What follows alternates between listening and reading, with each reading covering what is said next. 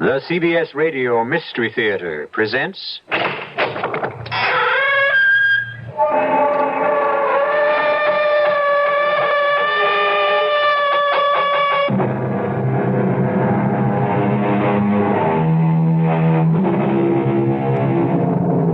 Come in.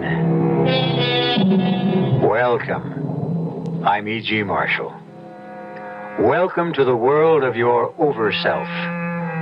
What is the man talking about? Over-self. What's that? Well, you might say it's that part of you where your imagination resides. The truth is that, according to any number of religionists, you don't exist at all. Only your imagination.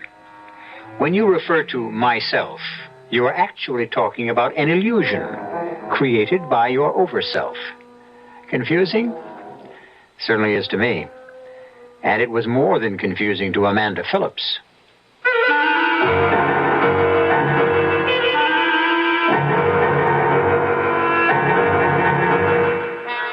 Our mystery drama, Picture on a Wall, was written especially for the Mystery Theater by George Lothar and stars Diane Baker. I'll be back shortly with Act One.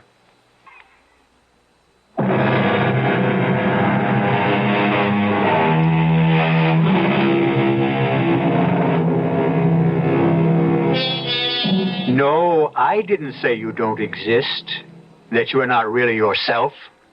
Those who devote lifetimes to the study of what we are and why we are here, who try to understand God and our relation to Him. I'm talking, of course, of priests, ministers, Buddhist monks, even philosophers. They say it. They say that the self is your conscious, the over-self your subconscious, and the super-self your unconscious. You understand? If you do, you're far more knowledgeable than I am, because I don't understand at all. And as I said earlier on, neither did Amanda Phillips. Well, here it is, Amanda. Hope you like. Gil Franklin, it's beautiful. I figured it would grab you, even though you did say you wanted to live in Greenwich Village. Well, yes, I did. All my life in Gladesville, Iowa, I've yearned to be an actress living in Greenwich Village. But this, it's so lovely. What? May I come in? Oh, Mrs. Broley, of course. Let me introduce you.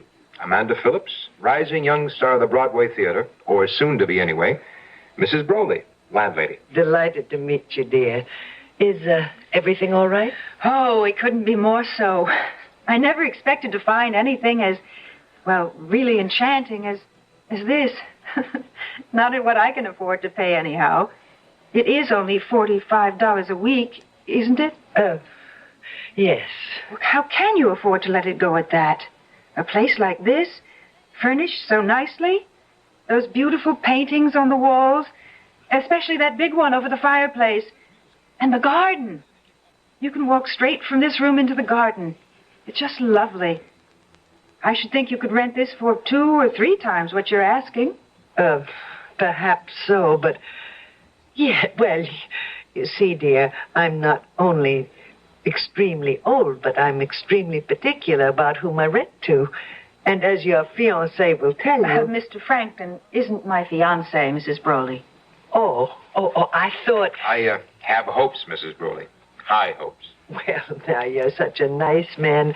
I hope you realize them. Because certainly Miss Phillips is a most attractive and desirable... something wrong, Miss Phillips? That smell. Smell? Aroma, I should say. A scent. The scent of lavender. Why, it's a cologne I use. Yes, a cologne, lavender. Now, if there's anything I can do to help you get settled in, dear, anything you need, you just pick up the telephone. Just to pick it up? It connects to a switchboard. I'll answer. Well, make yourselves comfortable. Strange. What? The smell of lavender. I didn't smell it until at least several minutes after she came in here. And another thing, it seemed to come from that direction, out there in the garden. And Gil? Yes? She's gone with the scent. It's stronger. You're imagining things. I don't smell anything. And no, I don't have a cold. Very strange. Look, I've got to get back to the office or the law firm of Belding and Maxwell will be firing their youngest partner. But I'll see you for dinner tonight, okay? Very okay. Pick you up at 7. Well, better unpack my bag, put things away. That scent. It must be coming from the garden. Locked. And no key. Yes, Miss Phillips. Mrs. Broley, the French doors into the garden, they're locked. Yes, dear. I keep them locked You do? for your protection. You see, anyone who wanted to could get over the fence around the garden and, well, an ounce of prevention, you know. Yes, but I want to use the garden. What I can see through the French doors, it's enchanting. The fountain. The fountain doesn't work, I'm sorry to say. Hasn't in years. Oh, even so, it'd be a nice place to sit. Those stone benches and everything. Would you bring me the key, please? Why, yes, if I can find it. Find it? I'm not quite sure what I did with it, but don't you worry now. I'll do what I can to find it. I certainly shall. Well, I never. I just never. Never what, man? Oh, what? Who are you? Norcross is my name. Morley Norcross. Do please forgive me. I had absolutely no intention of startling you. I turn around to find you leaning casually against the French doors. The open French doors. And you... How? How did you get here? Over the fence, you might say. And how did you open those locked doors? I didn't find them locked. Well, I did. Perhaps it's one of those knobs. You can open them from one side, but not the other. Let's have a look, shall we? I'd rather not, if you don't mind. I'm sorry. You're angry with me. I've offended you, Amanda. You know my name. Tit for tat. You know mine. But you told me yours. Then it's altogether possible that rather huge label on your luggage told me yours. Of course. See? For a moment, well, you won't believe it, but I thought you might be some kind of ghost or something. I believe it. Might I have the pleasure of showing you your garden? If you will step through your French doors into your garden, then, Miss Phillips, you can all but smell fall in the air. And lavender. Yet I don't see any in the garden. My cologne, I dare say. You use lavender cologne? Yeah, old-fashioned, isn't it? For a man, I mean. Why, perhaps, but I like it, Mr. Norcross. Oh, I say, call me Morley. If we're going to be friends, that is. And I hope we are. Do you? Why not? Why not, indeed? Beautiful fountain, isn't it? Yes. Yes, it's beautiful. It's simple, a peasant girl holding a tilted pitcher on her shoulder. A pitcher from which the water used to pour into that large stone basin at her feet. Used to? 60 years ago, or so, yes. 60? Well, how do you know that? Oh, how do I? Well, yes. You can't be more than, 40, say. Thank you, my dear. So how would you know that this fountain hasn't, fountained in more than, 60 years? 16 years, I said. 16. And, well, I know because I once lived where you're about to live. In that service flat, living room and kitchenette? Mm-hmm. Well, what did you do? What kind of work? I was a dramatic coach. You don't mean it. A dramatic coach? An excellent one, I might say. Would you, well, I hardly dare ask this, but, would you coach me? Of course. I fully intended to. You? Yes. Oh, now, Mr. Norcross. Morley? Morley. Well, you might have got my name off the luggage label, but you couldn't possibly know that I want to be an actress. No? No. What is it? Ever read Sherlock Holmes stories? No. That's too bad. They're fascinating. Fascinating. Holmes could look at someone he'd never seen in all his life before and tell him everything about himself. I was an avid reader of Holmes, and somehow I picked up the technique. For example, your makeup. Oh, what about it? Unless I'm mistaken, on your cheeks, that's Panistic Rosy Glow, isn't it? Why, yes. And a touch of daylight orange in the corner of each eye. You're amazing. Of course, on stage, you'd use vermilion, but for daytime wear, you're most astute. And then, of course, your clothes are a dead giveaway. To say nothing, my dear, nothing of your walk. Unbelievable, Morley. Elementary what? Elementary. Would you like some tea?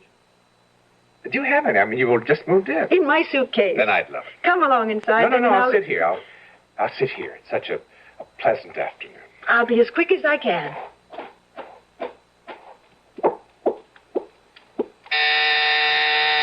Yes? Come in. Oh, Mrs. Brawley. Found the key to the French doors, my dear. Well, thank you. Though I am not sure I'll need them now. Oh, I'm glad you've decided to leave them locked. Much safer. But I haven't decided to leave them locked. As you can see, the doors are As I can see what? Closed. I didn't close them. And if Morley had, I'd have heard him. Morley. Did you say Morley? Mr. Morley Norcross. He's sitting in the garden by the fountain. There's no one sitting in the garden, Miss Phillips. No one? Why, he's gone. And the door's locked. Of course. Why are you looking at me like that, Mrs. Broley? Miss Phillips, finding this key put a very old woman to considerable trouble. Now, I don't mind that. I'm accustomed to it and delighted to make my tenants as comfortable as possible. But I don't like having games played on me, Miss Phillips. I don't enjoy being made a fool of. There are the keys you asked for. Please take care to lock those doors before retiring at night. But Mrs. Broley...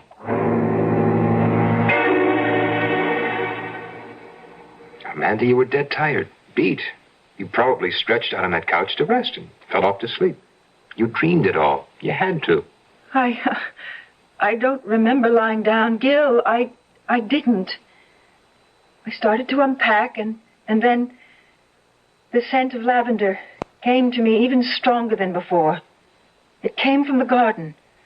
I tried to go into the garden, but found the doors locked. And so I called Mrs. Broley. Yes, you told me all this. But, sweetheart, it couldn't have happened. It just couldn't. Well, if it didn't... Oh, I don't know. I just don't know. Neither do I. One thing I do know, though. I'm taking you out for the best dinner you ever had. You need it. I guess I do. Won't be a minute. Put on a new face. Okay. Know something? What? I did all right by you, finding this place. Comfortable, homey. Even the paintings on the wall. Not the usual crummy stuff you find in a place like this. Pretty good art. This one over the fireplace is a knockout. I haven't had a chance to look at it, really.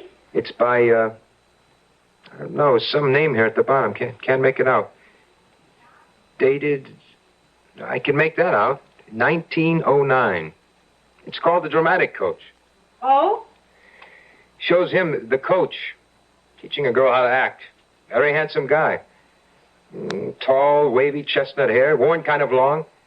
Blue eyes, I think. Gray at the temples, strong nose. Very strong nose. Oh. Ready so soon? Let me see that. The painting? Yes, the... Huh? Amanda, what is it? The man in the painting. The dramatic coach, Gil. That's Morley Norcross.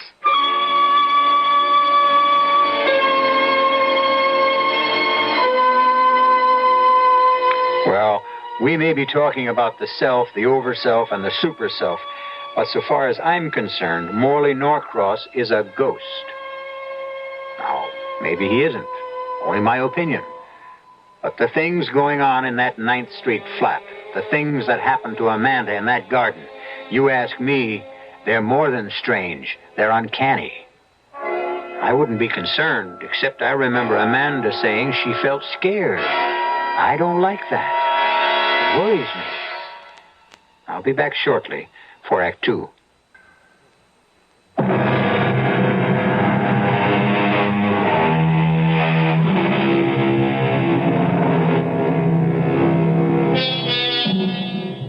We're involved with an experience having to do with the occult, the esoteric.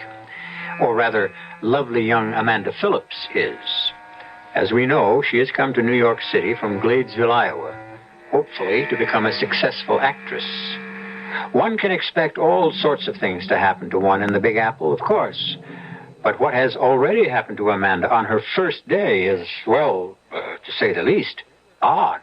The man in the painting is Norcross? The man you think you met out there in the garden? Gil, I know you think I'm spaced out. No, I just think you dreamed it all. Fell asleep and dreamed. Dreamed about a man who was the living image of the man in that picture?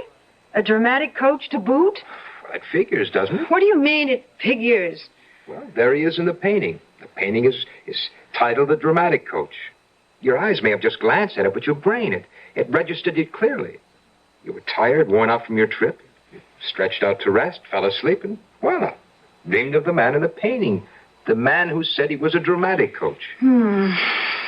Well, I don't remember falling asleep. But what you say makes sense. That's what must have happened, I guess. Sure. And speaking of getting rest, young lady, you've had a long, tiring day, so I'm going to split. Oh, it's only 10 o'clock, Gil. You don't have to. No, you're tired. And now that I've got you here in New York, you can count on seeing a lot of me, if you want to. Oh, of course I want to. You sound as if you really mean that, Amanda. Oh, Gil. Sweetheart, you know how I feel about you. It's just that... The great white way beckons. It's a career on Broadway or nothing. No, a career on Broadway or marriage and kids. Oh, Gil, darling, look, I've got to try it first. I've got to satisfy myself that I've got talent or I haven't. That I can make it or I can't. That... Look, I've just got to have my chance. Be patient, please. For you, I'll outdo the patience of Job. Good night, honey. Good night, my darling. Oh, I am tired. Into bed, Ethel Barrymore Phillips. What? Lavender. The scent of lavender again. From the garden. He's there, sitting by the fountain. And I'm not sleeping, not dreaming. Oh, locked. Keys.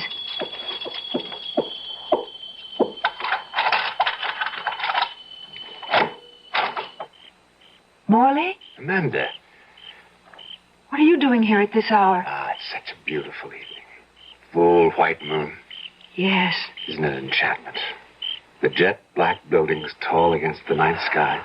Lights shining yellow and orange and windows here and there. And here, right here in the midst of it all, a small oasis of peace and quiet, loveliness. You keep talking like that, Morley, and you will cast a spell over me. I will, won't I? Amanda, do you mind my coming here of an evening, now and then? I won't, if you say no. Well, no, I suppose it's all right. You come when you want to. Thank you, my dear. Thank you. Morley? Yes. There's a painting over the fireplace. It's called The Dramatic Coach. And the man in the painting, the coach, looks exactly like you. Yes. Yes, he does. It was painted by Scott Costain in 1909. The man in the painting is my grandfather, whose name was also Morley Norcross. Oh. You didn't... You didn't think... Yeah, I'm afraid I did. No, you couldn't have. But, look, if you haven't lived here in 16 years, you said... Yes, 16. Well, what's the painting doing there now? You have no doubt heard of actors being forced to leave their luggage behind because of non-payment of rent. And you? Oh, Morley. But it's quite all right, Amanda. It's quite all right, especially since I can look at it almost as much as I want to. I can take a peek now and then through the French doors. You poor man. You love that painting, don't you? You're very perceptive. Yes, I do love it. As much as I love this fountain. The fountain? Yes. Did Mrs. Broley tell you? No. I don't suppose she did. There's a legend goes along with this fountain. A legend? It's rather tragic. All the better. The more romantic. Perhaps. A man, someone who lived in that flat where you live now, as I lived, a man committed suicide at this very spot. Oh, no. Why? I think the phrase of the time was unrequited love. Oh, Morley. That is romantic. It didn't seem so then. What? I mean to say, the man must have felt the very depths of misery, experienced the most frightful emotional horrors to kill himself. He committed the greatest sin known to man. Oh, God. Suicide. No. Despair. And in despairing, renounced his faith in God. No one who believes in God, truly believes, can ever give way to despair. Amanda, you remember that. Yes, Morley, I shall. As for the legend, the fountain ran red with blood, his blood.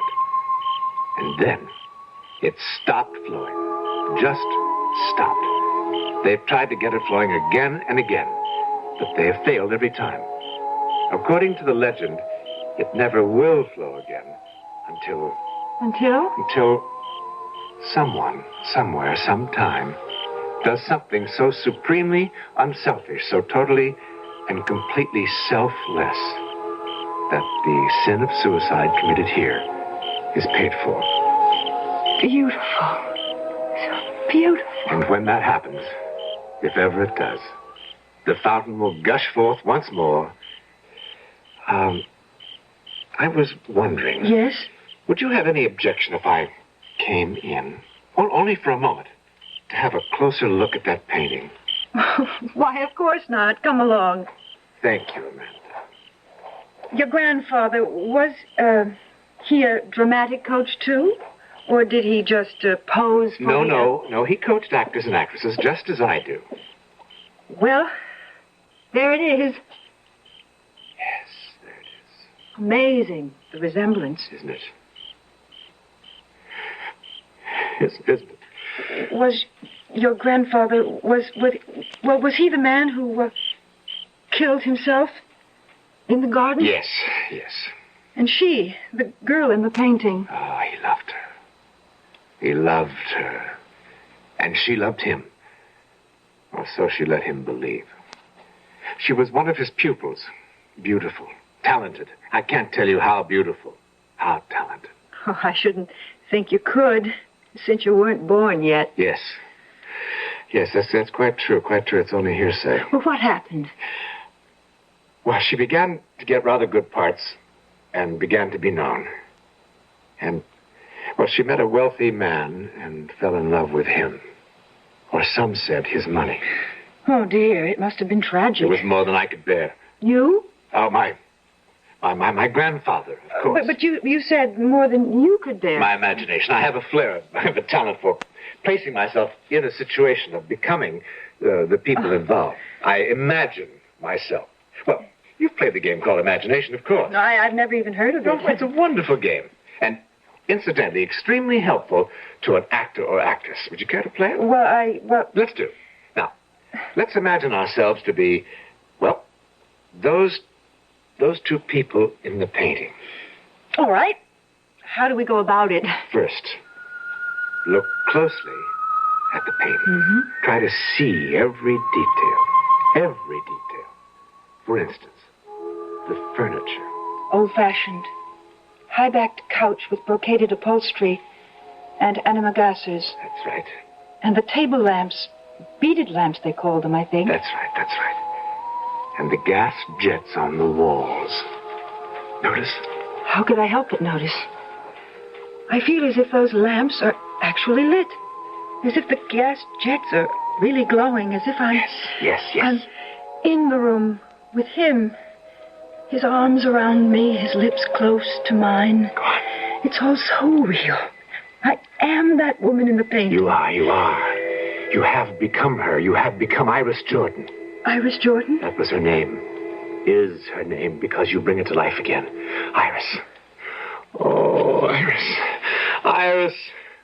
No. Iris, What are you doing? darling, Let me Iris, go. I love you. Morley. Mr. Norcross. Please, Iris. Unhand me, sir. Iris. You hear me, sir? Unhand me. Please. I've told you I no longer love you. I love another, Thomas Broley, and I'm going to marry Don't him. do this to me, Iris, I beg you. Miss Phillips. I beg you, Open the don't. door. I can't bear it. I can't Miss bear it. Phillips. I'll kill myself. Do you hear me? I'll kill myself. Miss Phillips. Miss Phillips, What is... why were you crying out like that? I guess I got carried away, but we were only playing a game. A game? We? Morley Norcross and... Why, he's not here. Mrs. Broley. Broley? Is your first name Iris? Oh, what if it is? Were you the girl in that painting? I think you're out of your mind. You were the girl in that painting, weren't you? You were an actress. And you were in love with Morley Norcross, but you jilted him for a man named Broley. Thomas Broley. Miss Phillips, I will ask you to vacate these premises in the morning. This room, that garden, they're haunted, aren't they? I don't know what you're talking about. Oh, yes, you do. Not only the room and the garden, but that painting, all haunted by the ghost of Morley Norcross, the man you loved and then jilted more than 60 years ago. That's why you rent this place so cheaply. $45 a week. Tenants just don't stay here very long, do they? How long has it been since the last tenant, Mrs. Broley? How long? Well, more than a year. I see. What happened to the last tenant? Dead. Found dead in the garden. She'd been strangled. And that's why you weren't able to rent the place? No. The tenant before... Found dead? Strangled? Yes, Oh, my dear child, I only pretended to be angry with you and demanded you to leave to save your life. After letting me rent the place? I hoped the haunting was over, but I see now it isn't. Morley's ghost will haunt this place, haunt me till the moment I die. You must go in the morning. No. No. I'm not afraid of ghosts, Mrs. Broley. But more than that, I don't want to leave. Don't ask me why. I don't know. I'm afraid I do. What? Because you've done what I'm almost sure the others did. They couldn't bring themselves to leave either. And they didn't know why. Nor did I then. But I think I'm beginning to know that. You've fallen in love with Morley Norcross, Miss Phillips. You've fallen in love with a ghost.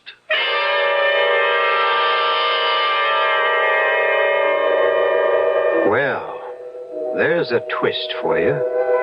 Has Amanda fallen in love with the ghost of Morley Norcross? Or is some other power, some other force at work? Let's not forget that we've been talking about not ghosts, but the baffling, the mysterious complexities of the human mind. I'll return shortly with Act 3.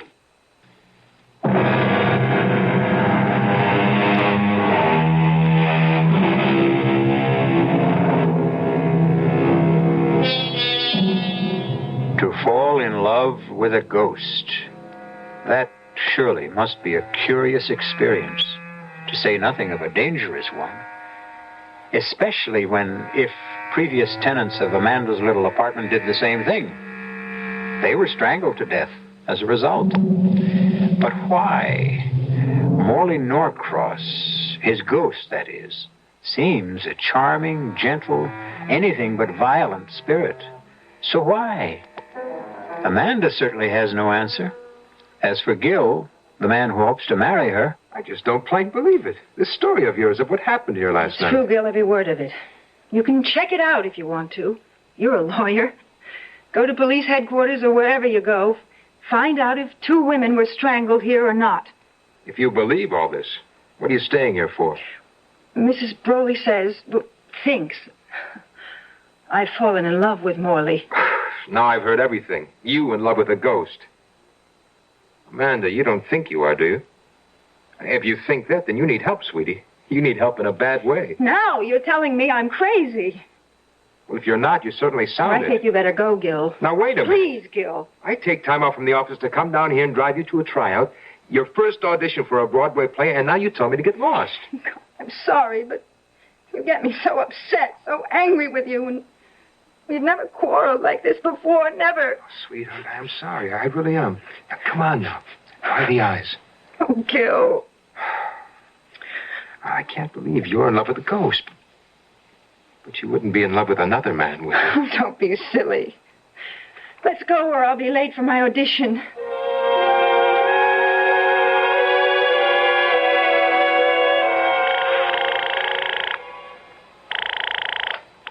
Belding and Maxwell.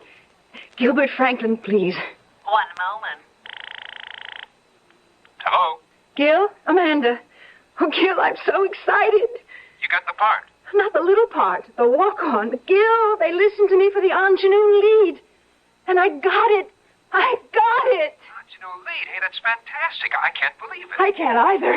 Well, this calls for a celebration. I'll take you out to dinner tonight. A champagne dinner. No. Let's celebrate here. At your place? I haven't cooked in a week. I'll go out and do some shopping. Okay, and I'll bring the champagne. Enough for the 3 of us. The 3 of us? You, me, and your ghost boyfriend. I don't think that's very funny, Gil. Uh-oh, I put my foot in it again. Forgive me. Now, come on, tell me you forgive me. I forgive you. And, honey? Yeah? Ask Morley Norcross to forgive me, too. Well, I just never. I just never. You know, Amanda, that's virtually becoming a cue line for me. Morley. My dear, why have you gone so white? Why are you trembling so? I know now that you're a ghost. Oh. It makes me feel scary. Oh, please, no. The last thing in the world I want is to frighten you. That you ought to know that, particularly since I did all I could today to help you get the ingenue lead in Hope Springs Eternal. You? Didn't you know? Yes, I did. I felt something.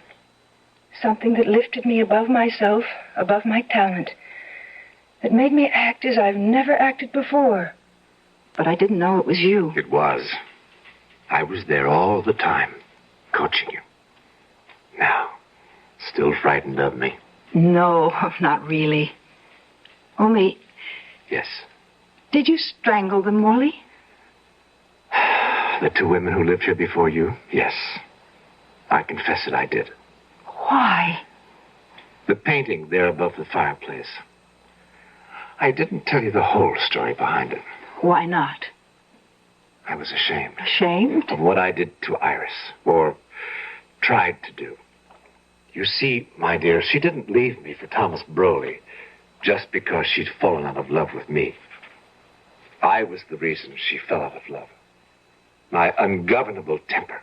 Temper? Rage is a closer word. Violent rage. Another word for it would be ego. My ego that demanded its way or I would fly into an insane fury. Iris, yes, the withered little woman who was your landlady, feared me, loved me, but feared me. And that is why she left me.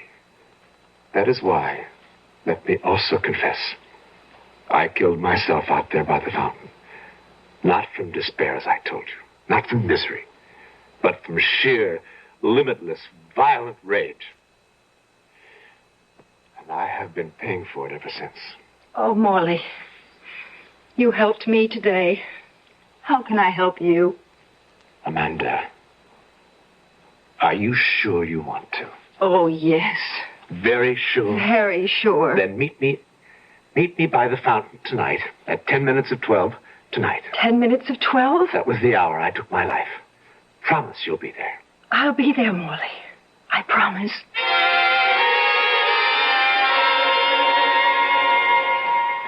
All right, Amanda. All right, I'll leave. Gil, don't be angry. But What'd you expect me to be? I invite you to dinner to celebrate. You say, oh, no, come to my place. I'll make dinner. I come, I bring the champagne, and from the minute dinner is over, you keep suggesting I leave. Gil, it's late. 11:45 midnight is late. It is for me. I've had a long, nerve-wracking day, and Okay, I'm going. You want to know something? I may not be back. Oh, Gil. Gil. The scent of lavender coming from the garden. Yes, Morley. I'm coming.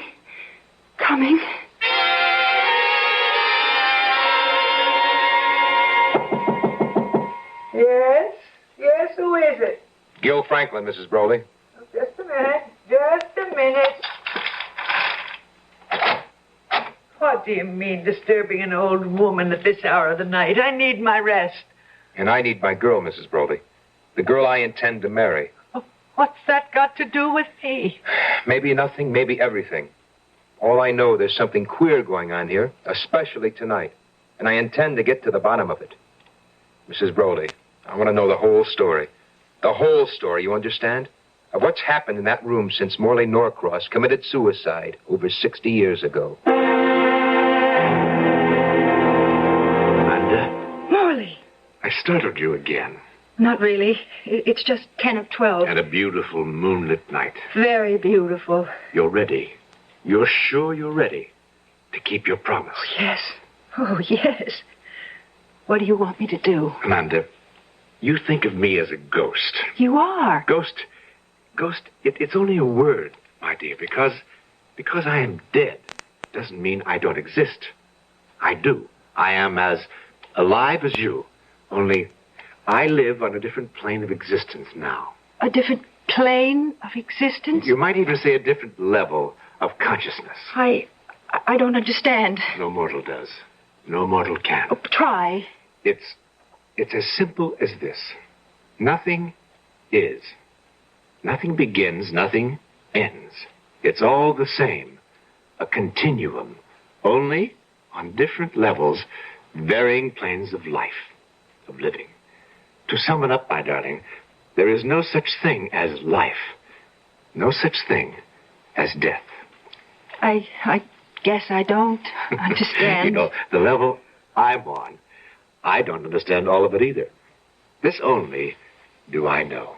The world that was once mine and is now yours is nothing but illusion. Illusion, my dearest. That is all it is. So it will be only an illusion you leave now. Leave? My world? To enter mine. Oh, You promised. Remember, you promised. yes, but... Oh, Morley, how can I leave it? My world? Illusion. Illusion, reality, call it what you like. I don't know. But Morley, I'm going to be the ingenue lead in a Broadway play. It's what I've wanted, dreamed of, yearned for since I was a child. I can't leave that. You must. I can't. I tell you, you must. Can't you understand? What you're leaving is nothing. Nothing to what you'll find on my plane. I'm not taking anything from you. I'm giving you everything. But what I want... You promised. You promised. Rotten hell if you didn't promise.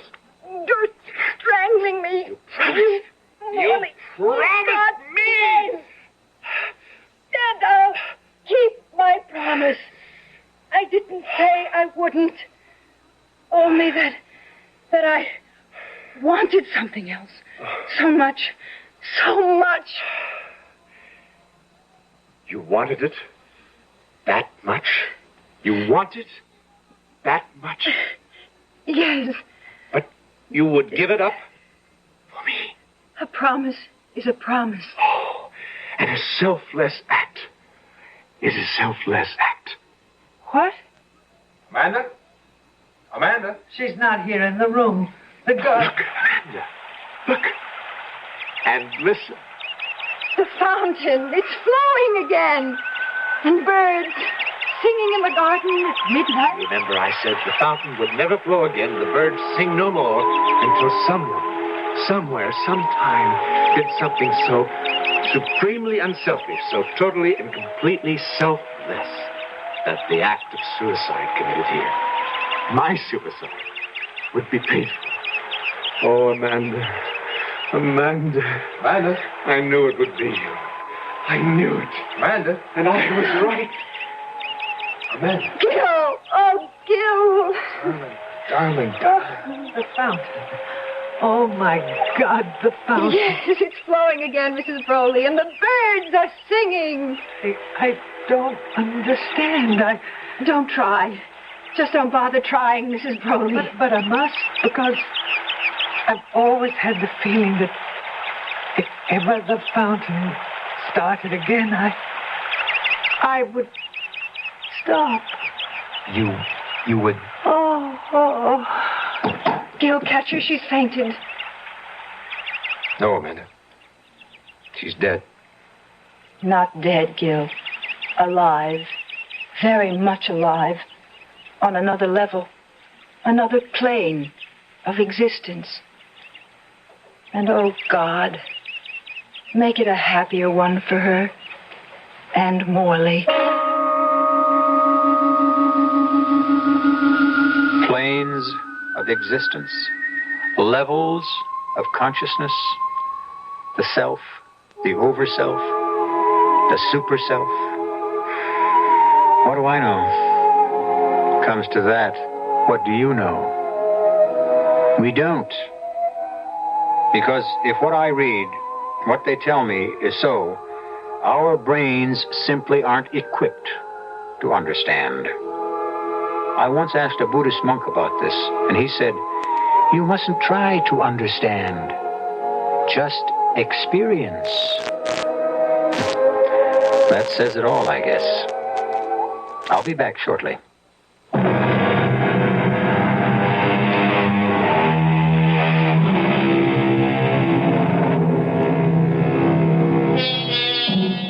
Amanda Phillips didn't become a Broadway star. She became Mrs. Gilbert Franklin. Oh, she played the ingenue lead in Hope Springs Eternal, all right. But the play folded in New Haven. Well, if Morley Norcross was right, it doesn't much matter. After all, the world we live in, you and I, nothing but illusion. Some illusion. Our cast included Diane Baker, John Newland, Ann Seymour, and Dennis Cole. The entire production was under the direction of Hyman Brown. This is E.G. Marshall inviting you to return to our Mystery Theater for another adventure in the macabre. Until next time, pleasant dreams.